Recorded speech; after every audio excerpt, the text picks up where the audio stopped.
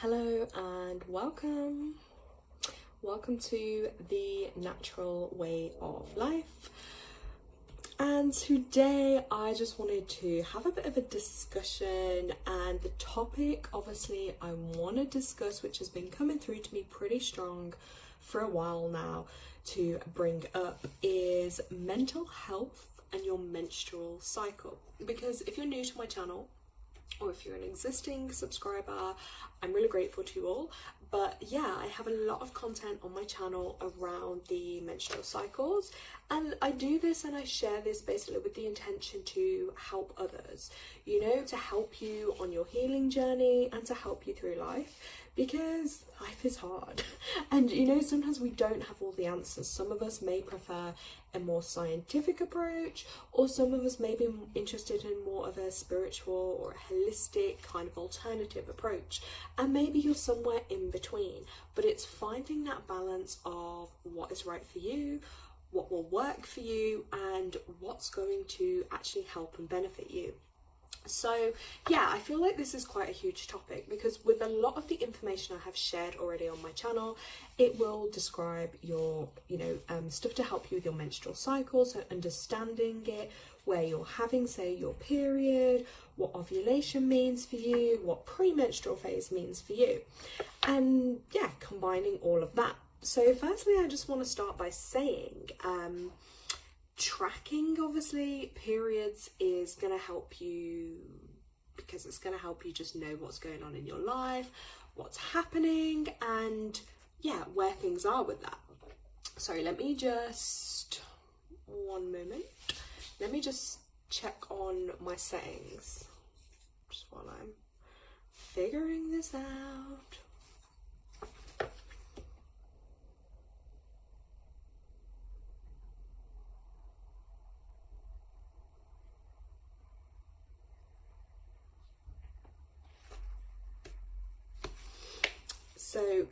So basically tracking it is a great way to know like when you're going to be due on, when you're going to be on, when your ovulation point is, because obviously ovulation is associated with feeling better, having more energy, potentially being at your highest kind of energy, because naturally that's what the hormone cycle will do.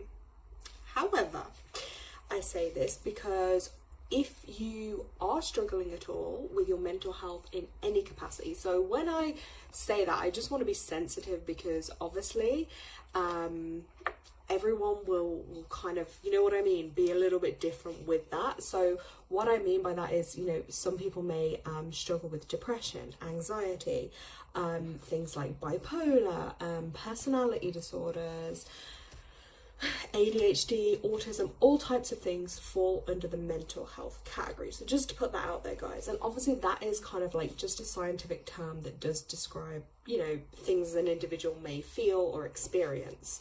So yeah, obviously on a more spiritual approach to that, I would just say a lot of us are way more highly sensitive, intuitive, and maybe we're just not fully aware of our gifts, and we just don't always fit into this place called Earth, It's a struggle. So me, myself, personally, I do struggle a lot with my mental health. It's just one of those things in life that I'm here to try and work on and master in myself, so that I can help and heal that within others too. So yeah, I know, and we're all here to experience different things, but yeah, I would definitely say, because I like to share, because by sharing it obviously helps others. The last couple of months, all throughout my life, basically from when I can remember, I've always struggled with it, always been very depressed, low in mood changes, mood swings, etc.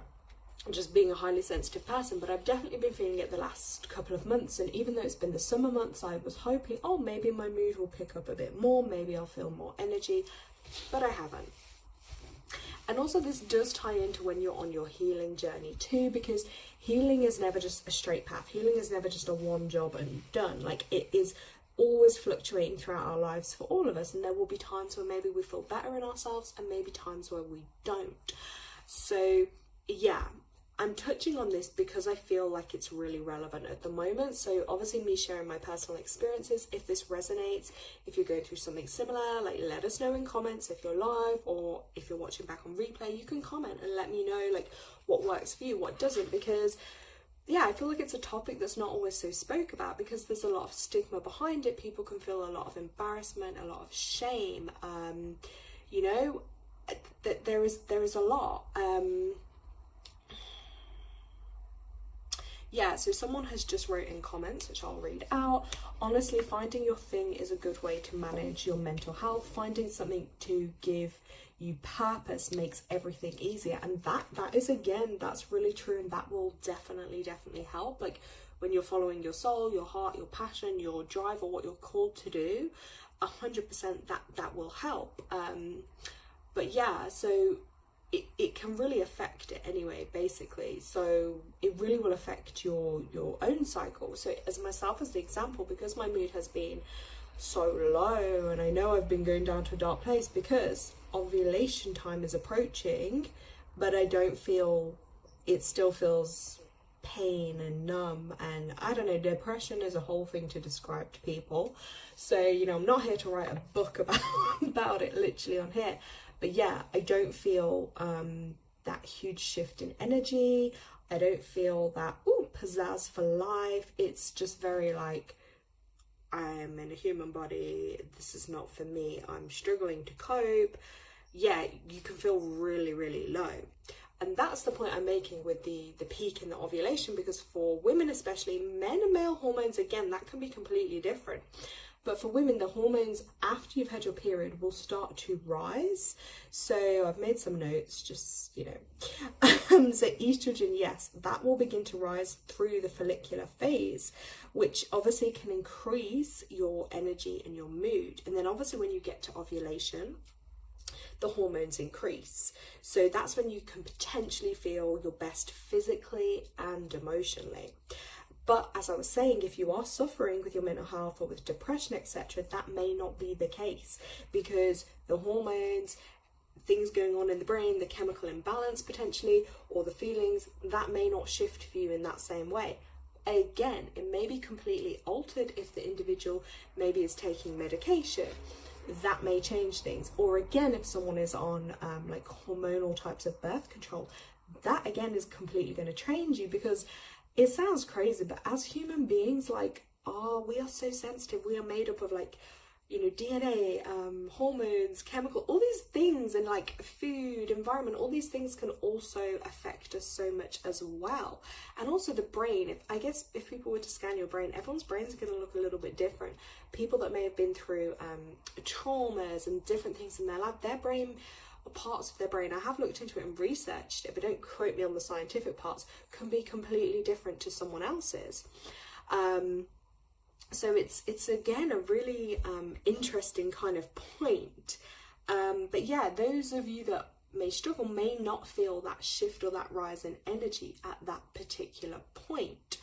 So yeah, it can be real challenging. So I wanted to make that point and cover this in this video, because obviously a lot of the other content I've done will talk about, your energy may rise at this point, but also let's talk about not everything's going to be great and perfect and ideal all of the time. There's going to be times in our life, even someone that may not struggle with their mental health, but let's say they're going through a difficult time, or they're going through a grief or a loss, and that could affect their mental health. So there may be points where you don't feel that shift or that increase in mood or energy, but guess what? That's okay.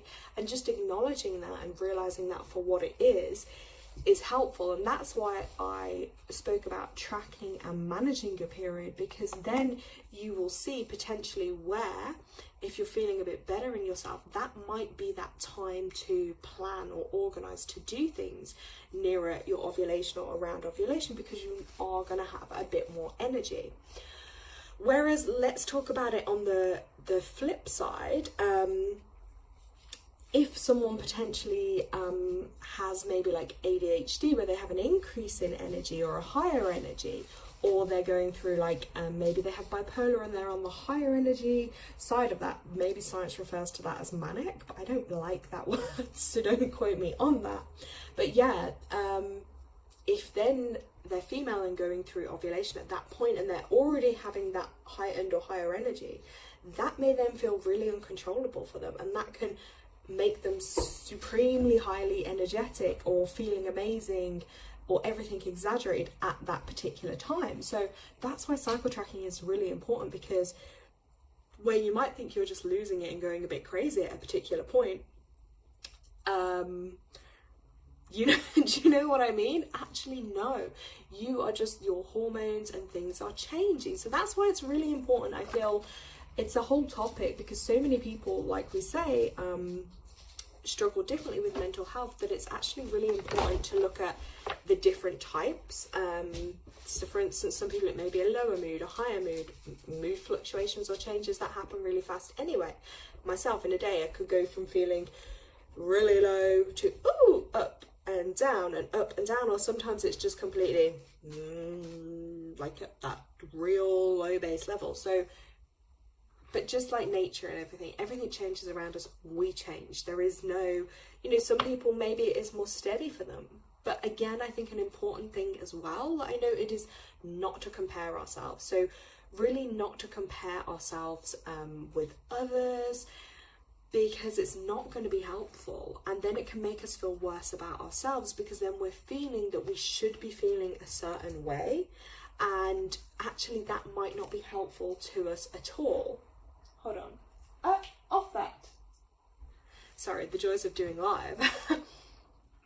So yes, so with that, just to cover, basically, yeah, if you're in a severely low mood, that may not shift around ovulation, so don't worry.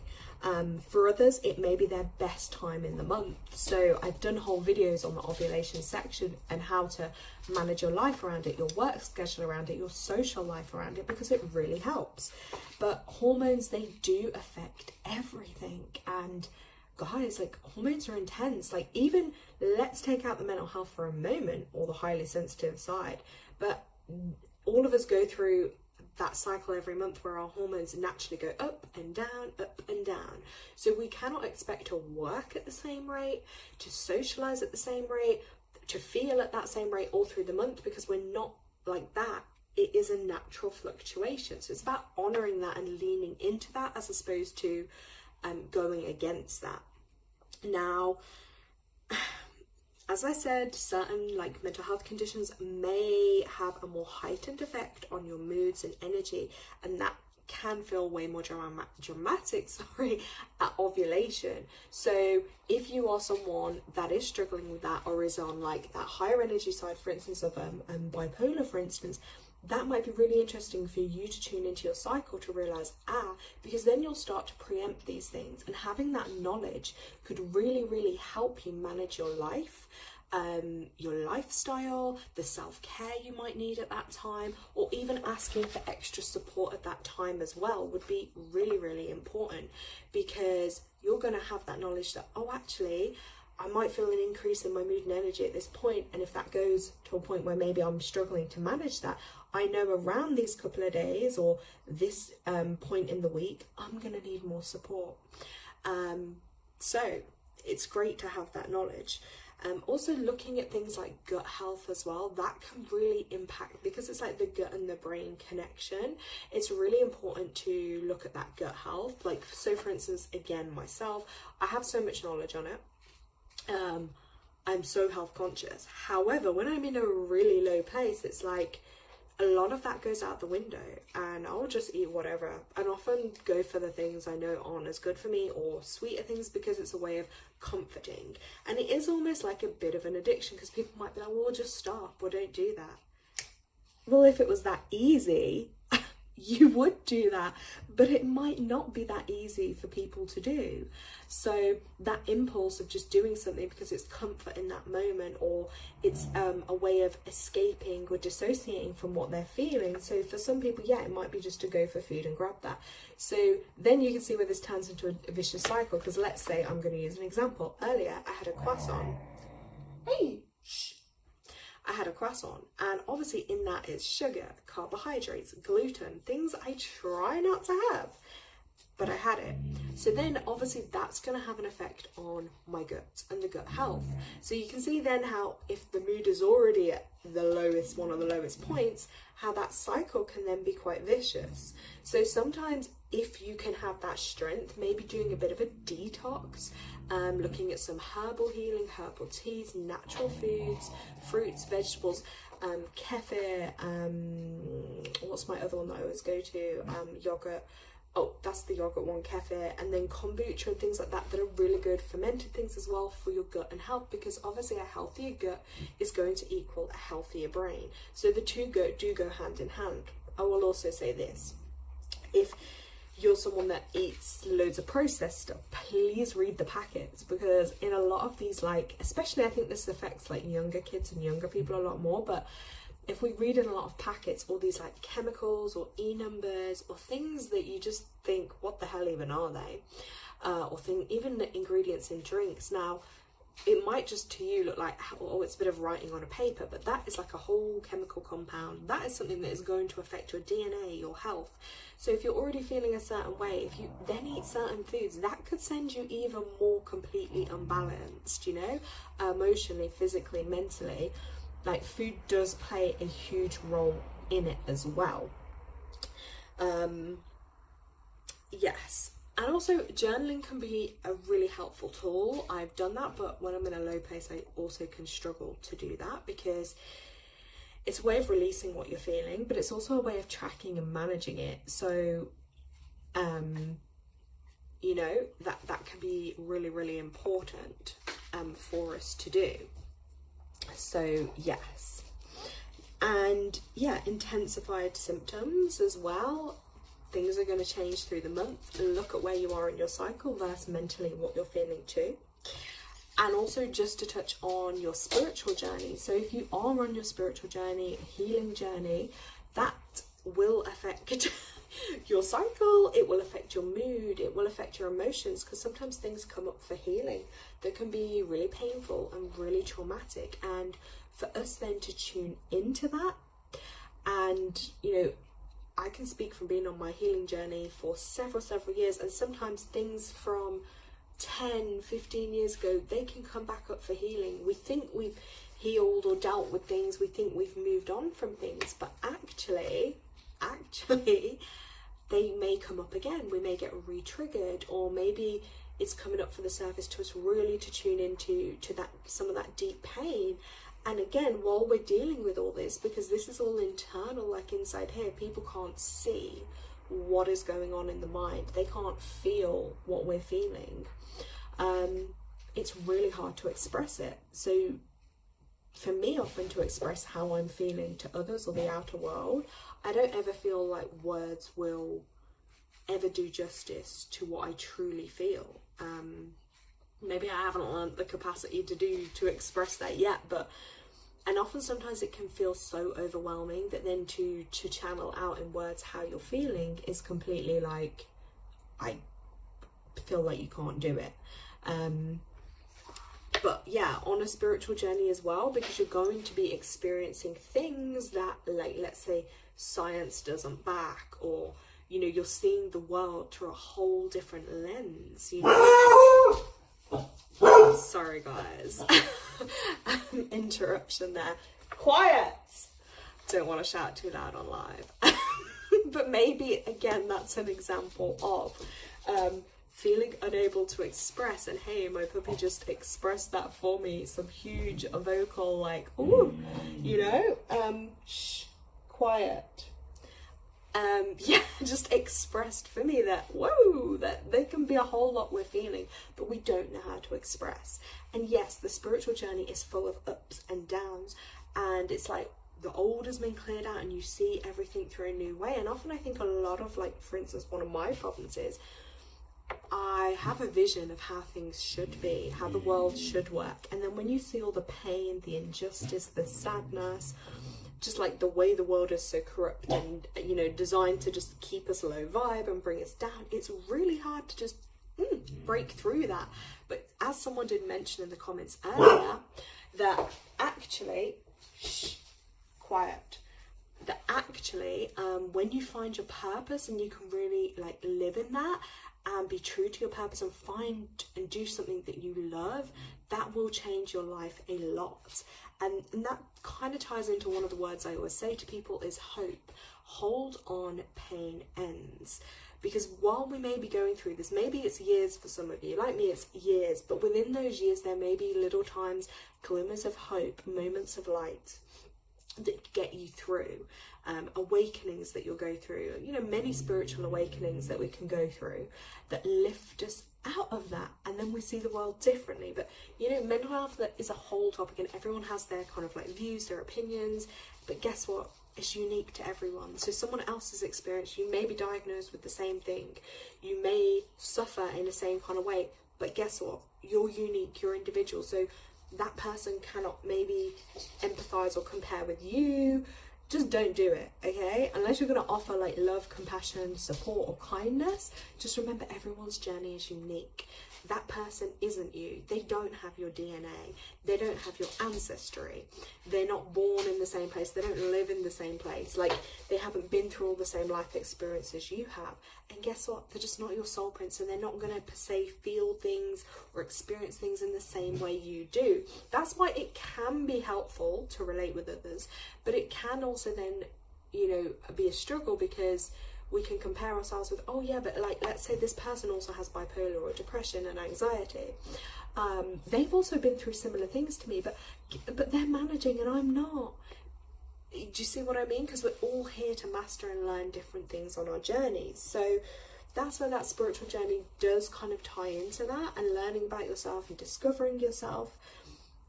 It's a whole thing, you know. Also, if you do have, you know, any questions or anything like that, please feel free, you can mention it in comments too. But yeah, I do think it would be interesting as well to hear, because for instance, I personally go to more of the natural and holistic approach rather than scientific. Scientific can be good to know certain things, but it doesn't look at the deeper things, or, you know, the root causes. So for instance, in your premenstrual phase, if that feels totally out of control, you know, your energy may be low, your moods may be lower, you may really struggle. Or some women I know have it, it's called PMDD, premenstrual dysphoric disorder, something along those lines. It'd be really worth tuning into, actually, like, what emotions is your body holding, like what pain, what trauma, especially to do with like your womb or your sacral chakra area. Like, what is going on with that, you know? Are there things maybe from your childhood or your teens or your adult life, things you maybe just suppressed down and haven't looked at?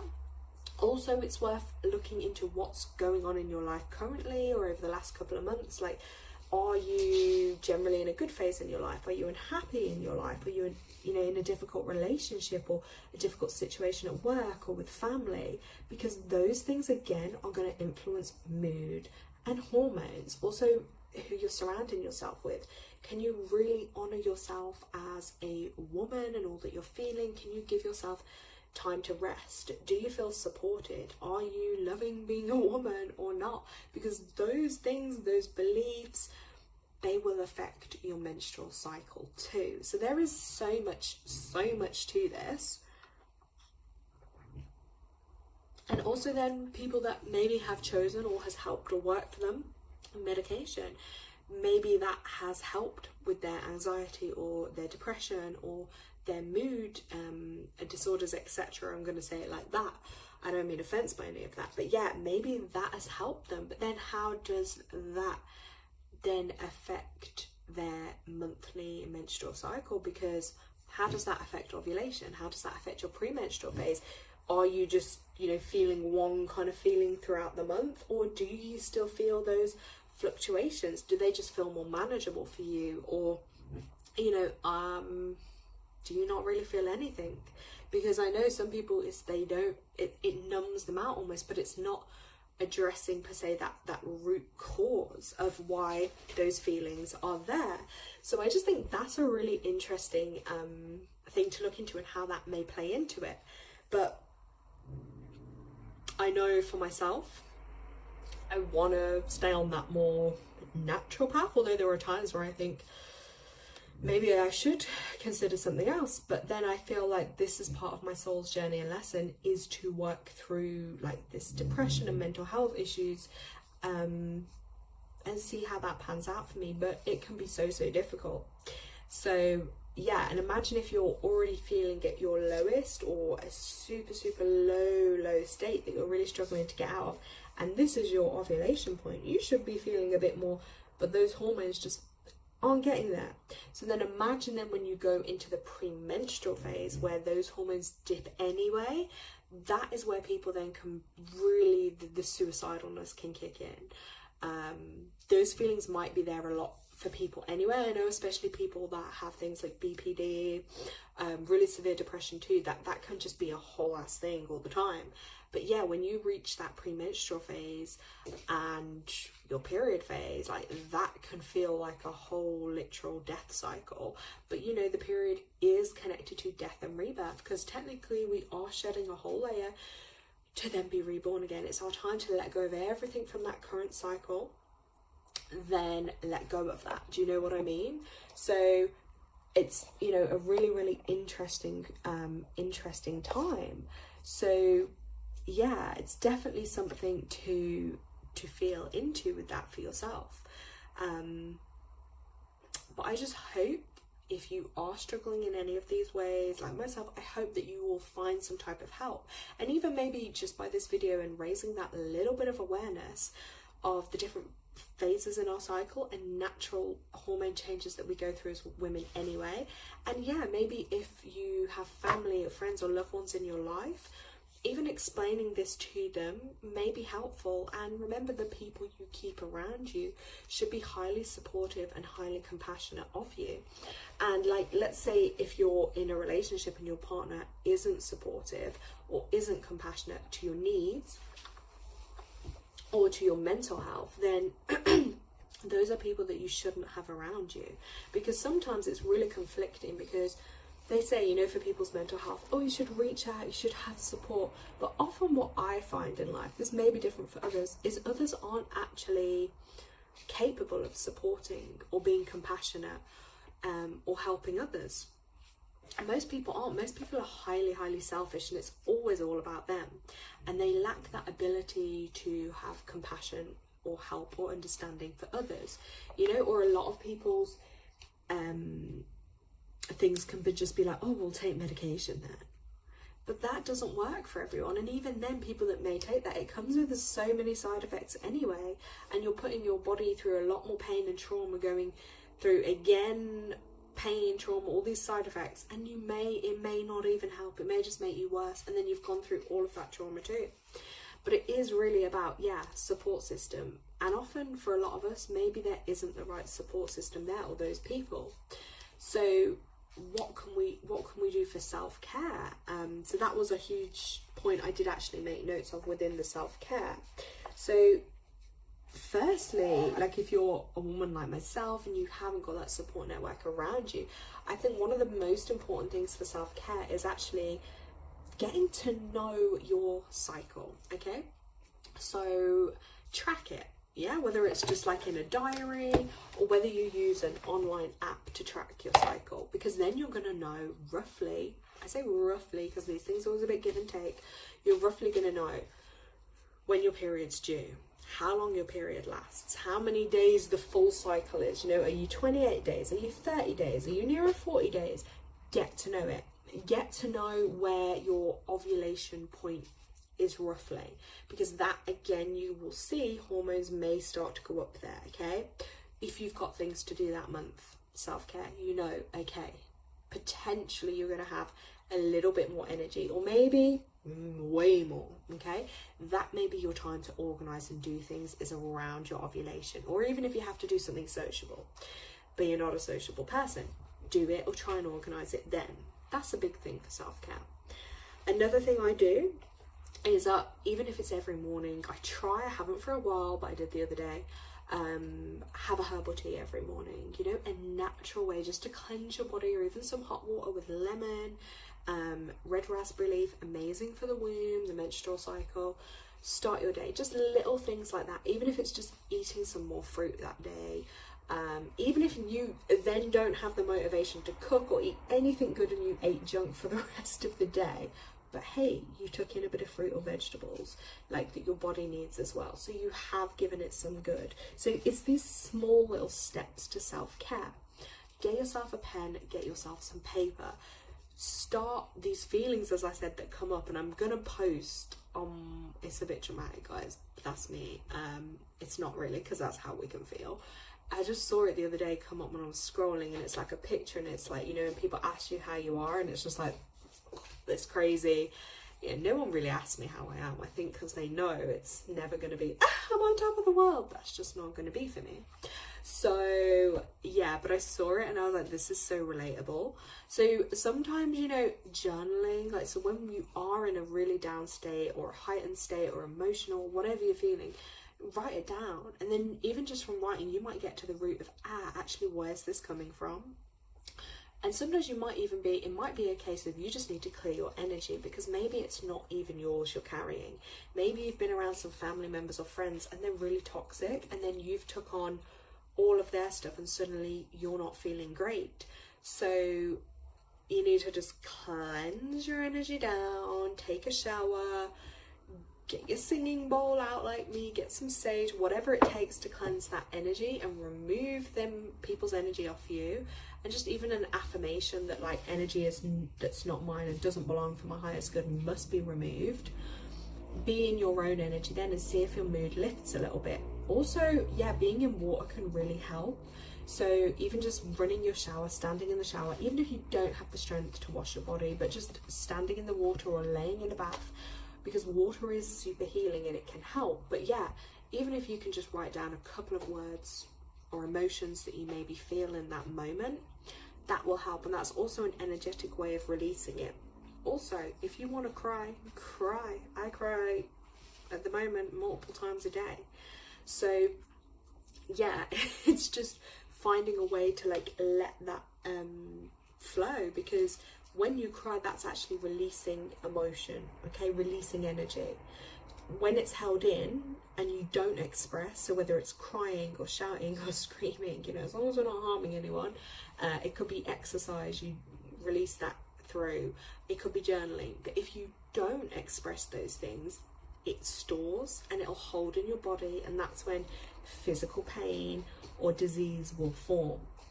And tying that into, if that's potentially, some people may then feel more bloated around their time of the month, cramping, and maybe they have got issues going on in their reproductive system, you know, cysts, problems with the ovaries or the womb or conception, loads of different issues, but that will most likely have an emotional root cause, okay, something that you haven't allowed yourself to express or to feel. So yeah, on the flip side of being a highly sensitive and emotional person, at least I'm not holding so much, because I'm actually allowing myself to express it. Like, I don't feel bad for allowing myself to cry, because if that's how I feel, I have to just honor that and let it out. You know what I mean? Like, you have to do it, because what's the point in holding it in? But yeah, like I say, if you're around other people and they aren't supportive of that or how you're feeling, that again can just be so damaging to you. You know what I mean? If your feelings aren't validated, or if you're being gaslit or having to deal with emotional abuse too, that's not going to help your situation. But so yeah, find a way that you can express it. That will really help you. Even if you just have to take yourself and sit outside or sit by a tree. Trees are really healing. And I did this experiment once before, and I'm sure I've said it in one of my other videos, and I literally went and sat on a tree trunk, and I was having really bad period pain at the time, and guess what, it eased off completely, because I was surrounded by trees, I was in the forest, and I was like, wow. So there are a lot of things you can do for natural healing. There's also 101 natural remedies, like I should probably have a whole book on them, but yeah, that will help with your cycle. And yeah, those things can really help too.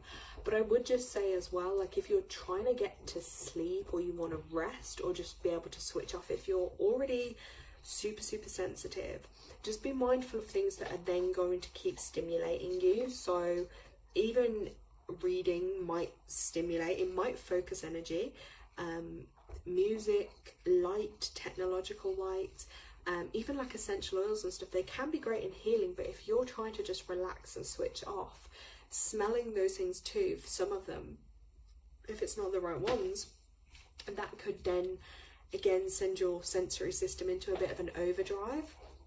So maybe you actually just need a really calm, still, quiet environment where maybe you are just sat there literally like with your pen and your paper, and you can just, you know, feel and write down what you need to feel. For others, maybe doing something like drawing, writing, painting, dancing, moving, that may help them balance some of that energy too. But these things are all great when you're feeling in a place that you can do them. But if you're feeling in that place where you can't, maybe just honoring, if that means staying in your bed and resting, that's what you do. And just be careful, like I said before, about the energy of the people that you allow in, because yes, you may need and want support, but you have to feel into it, is that the right support and help that's going to be beneficial to you? Because so many people like want support, but then they also don't give, or they're not able to give, and then having them around can actually feel way worse.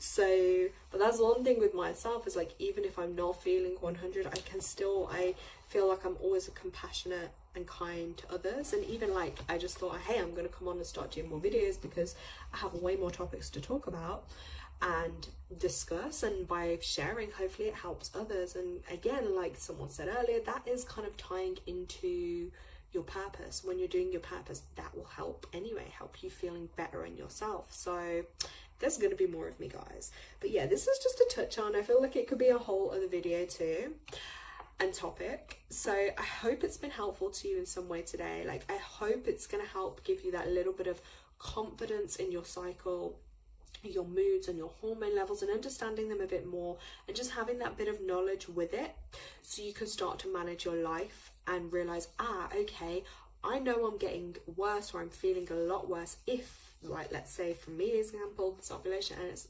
your moods aren't picking up, you're still flat, depleted.